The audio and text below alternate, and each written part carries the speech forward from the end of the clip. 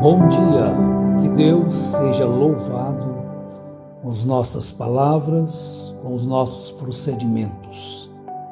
Em tudo aquilo que fizermos, que nós possamos estar louvando a Deus, adorando e mudando alguma pessoa para a verdade. Que Deus nos conceda esta graça. A unidade da fé. Paulo, escrevendo aos Efésios, no capítulo 4, ele nos diz: Rogo-vos, pois eu, o prisioneiro no Senhor, que andeis de modo digno da vocação a que fostes chamados, com toda a humildade e mansidão, com longanimidade, suportando-vos uns aos outros em amor, esforçando-vos diligentemente por preservar a unidade do Espírito no vínculo da paz. Bem, então nós encontramos aqui um rogo do apóstolo aos gentios para que a unidade do Espírito fosse mantida. A unidade do Espírito não depende muito de estarmos morando todos numa só casa, ou congregando todos em um só local, mas podemos estar distantes e estarmos unidos, porque não existem dois Espíritos Santos. Se nós estivermos unidos de acordo com a palavra, não importa se estamos a 1.000, 2.000 ou quantos mil quilômetros forem, estamos unidos pelo mesmo Espírito. E às vezes as pessoas estão debaixo de um mesmo teto e não estão desfrutando de uma comunhão espiritual. Estão separados espiritualmente, embora todos dizendo serem cristãos. É algo impressionante isto. Então ali tem uma pessoa que diz ter o Espírito Santo dentro de um mesmo lar, um mesmo teto, seja o marido, a mulher, os pais, os filhos, e assim sucessivamente, e estão divergindo nos ensinos da Bíblia. Qual é o Espírito que está reinando ali? Nós vamos descobrir. Não é o Espírito Santo, pois o Espírito Santo não está dividido. Esforçando-vos diligentemente por preservar a unidade do Espírito no vínculo da paz. Há somente um corpo e um Espírito, como também fostes chamados numa só esperança da vossa vocação. Porque há um só Senhor, uma só fé, um só batismo, um só Deus e Pai de todos, o qual é sobre todos, age por meio de todos e está em todos. Veja bem como se tem tornado uma confusão, às vezes, os evangélicos. Porque não concordam com as Escrituras, e um não compreende de um jeito, o outro não compreende do outro jeito, e assim há uma separação, mesmo estando debaixo do mesmo teto e às vezes dormindo numa mesma cama.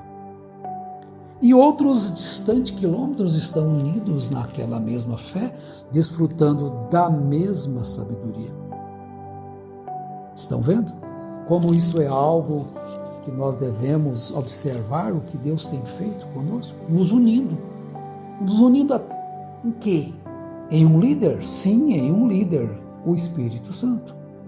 É o nosso líder. Foi o que Jesus deixou. O Espírito Santo foi o que inspirou os apóstolos. O Espírito Santo foi quem inspirou Pedro, Paulo. Então, o que nós estamos lendo foi inspirado pelo Espírito Santo. Não o conhecimento teórico, teológico de Paulo que ele tinha em abundância, que ele era mestre, foi criado aos pés de Gamaliel, conhecia toda a lei, toda a Escritura. E agora voltamos aqui em Romanos, capítulo 16, que é o último capítulo de Paulo, a carta aos Romanos. Ele diz assim, a partir do verso 17: Rogo-vos, irmãos, que noteis bem aqueles que provocam divisões e escândalos em desacordo com a doutrina que aprendestes. Afastai-vos deles. Porque esses tais não servem a Cristo nosso Senhor, e sim a seu próprio ventre, e com suaves palavras e lisonjas enganam o coração dos incautos. Isto é desde o princípio. Satanás usa os seus servos, os seus ministros, para tal coisa.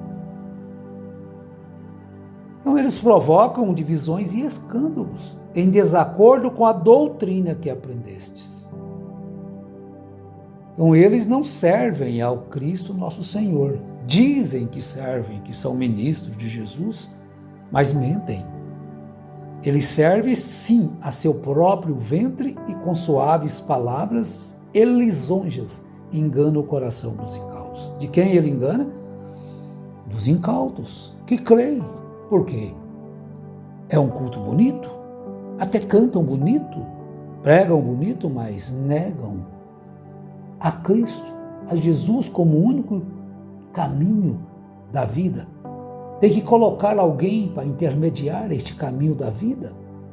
Seja um pregador, seja um profeta, seja um evangelista, seja um doutor, seja um mestre, seja o que for.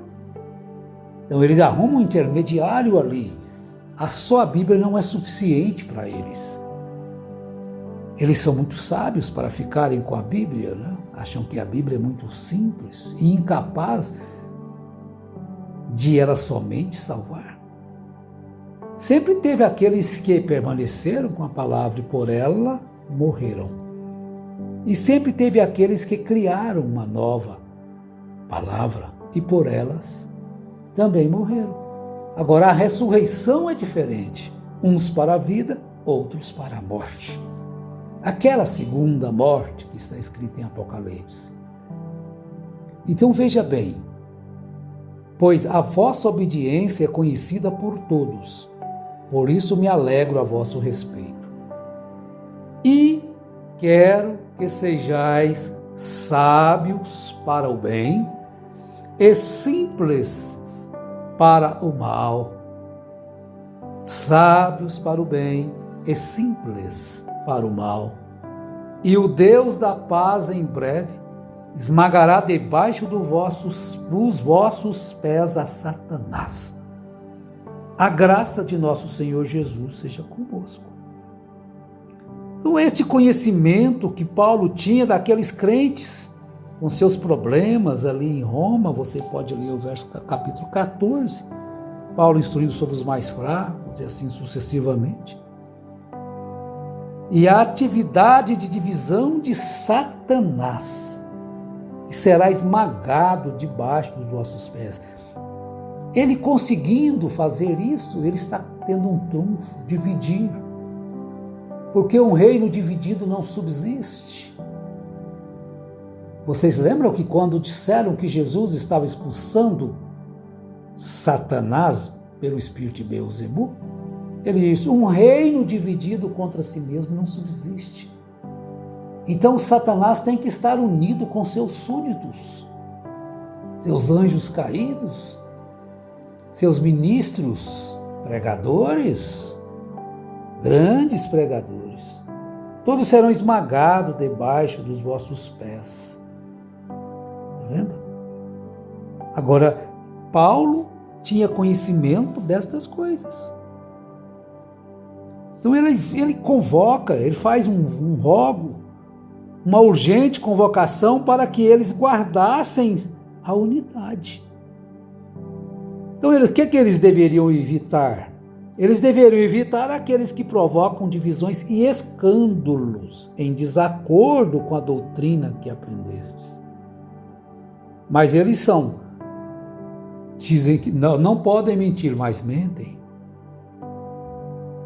Pregam contra o adultério e adulteram. São dominados pelo espírito de avareza, de adultério. Agora, Paulo indica que o espírito de divisão dos tais é pecaminoso, um sinal da vida carnal e uma forma de autoindulgência. Os crentes devem aprender a não se deixar enganar por suaves palavras de lisonjas. nós acabamos de ler, que com suaves palavras e lisonjas enganam o coração dos incautos, simples, mas porém prudentes. Você é educado, é simples, mas seja prudente. Não vá aceitando qualquer coisa que dizem para você. Não existe uma mediação entre Deus e os homens fora de Jesus Cristo. Se você aceita esse mediador, Senhor Jesus Cristo, é o único. Se você o recebe e vive segundo a sua doutrina, você não. Se tiver um outro que você acredita, você está idolatrando alguém, deixando Jesus em segundo plano. Observe as Escrituras. Você não tem que estar angustiado se vai desobedecer um homem, o ensino de um homem. Você tem que estar sabendo que você está obedecendo aquele único que pode te salvar, que é Cristo Jesus. Eles estavam ali naquela condição. Então você, como aqueles crentes ali em Roma, como os crentes romanos, precisavam de sabedoria e de corações espirituais. Nós também precisamos, eu preciso, vocês, todos nós precisamos, sem nenhuma mistura com o mal, sem nenhuma mistura com uma falsa doutrina, sem nenhuma mistura com as coisas mundanas. E nem dos homens, porque os homens são capciosos e jogam peso sobre os outros que eles mesmos não movem nem com um dedo. Mas querem ver as pessoas massacradas para se mostrarem poderosos, dominadores, escravocatas, todos mergulhados no pecado, longe da graça de Deus. A graça de Deus é maravilhosa e eles não têm esta graça, porque eles querem massacrar os mais fracos, destruir. Mas graças a Deus que nos dá a vitória por nosso Senhor Jesus Cristo. E desta forma nós estamos seguindo. Daqueles romanos, eles estavam precisando disso. De um coração puro, de uma fé sem estar mesclada com qualquer coisa do mundo, qualquer coisa que seja má ou mal aos olhos de Deus. Então eles precisavam, e nós hoje não precisamos da mesma coisa? De um coração sábio, espiritual, sem nenhuma mistura com o mal, mas simplesmente a nossa vida estar de acordo com a Bíblia Sagrada. O Deus de paz vai esmagar Satanás debaixo dos nossos pés. E Paulo, escrevendo a carta aos Gálatas, ele diz também algo tremendo, maravilhoso, para que nós possamos seguir vivendo na perseverança. Efésios capítulo 4, ele diz assim, não é Gálatas, é 4. Rogo-vos, pois eu, prisioneiro no Senhor, que andeis de modo digno da vocação a que fostes chamados, com toda a humildade e mansidão, com longanimidade, suportando-vos uns aos outros em amor. E veja agora, esforçando-vos diligentemente por preservar a unidade do Espírito no vínculo da paz. Essa é a nossa convicção. Estamos lutando, preservando a unidade do Espírito, guardando com fé. Quando nós estamos unidos nessa unidade da fé, então conhecemos o amor de Cristo, que excede a todo entendimento, para que nós então possamos ser tomados de toda a plenitude de Deus. Então você se torna uma parte de Deus, quando você tem a plenitude de Deus em você. Ora, aquele que é poderoso para fazer infinitamente mais do que tudo quanto pedimos ou pensamos, conforme o seu poder que opera em nós, a ele seja a glória na igreja e em Cristo Jesus por todas as gerações, para todos sempre. Amém. Aquele mesmo Deus que estava operando, aquele mesmo Espírito que unia aqueles irmãos ali, é o mesmo Espírito que está nos unindo hoje. Você não se alegra por isso? Então você está sendo regido, dominado, iluminado, dirigido pelo mesmo Espírito que estava dirigindo Pedro, todos os apóstolos, estava dirigindo Paulo ao escrever estas cartas, para que nós pudéssemos ser encorajados, animados a permanecermos unidos nesta fé gloriosa e nesta obediência à palavra. Deus abençoe da criança ao ancião, que ele possa, por sua graça e misericórdia, visitar os lares, levantando os acamados, dando alegria ao triste, força ao fraco, ânimo ao desanimado, fortalecendo na fé, em nome do Senhor Jesus Cristo. Amém.